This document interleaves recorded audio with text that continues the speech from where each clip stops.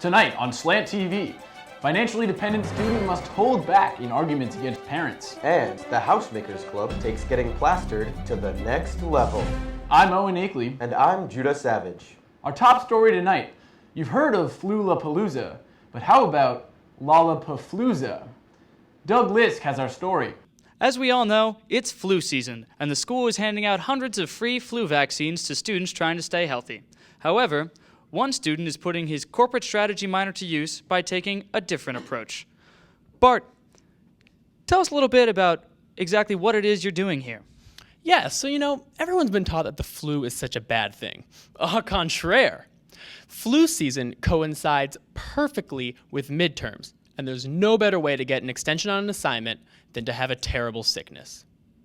So are you saying you actually intentionally infect people with the flu virus? Yeah, so over Parents' Weekend, my family came down with my little shit of a brother, Mikey, and of course, he had the flu.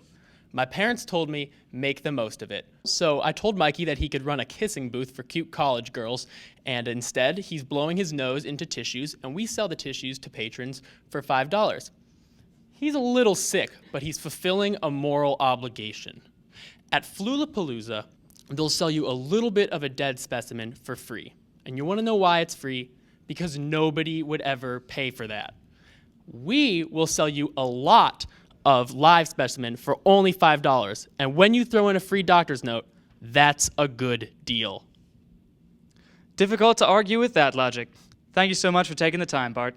Absolutely, my pleasure. Although Lollapafluza will remain open for the duration of Vanderbilt's competing Lollapalooza, some may cast doubt on the success of the business. After all, one need look no further than just around the corner from Bart's stand, where Jessica Riley and her sniveling little sister Esmeralda are drawing quite the line of their own.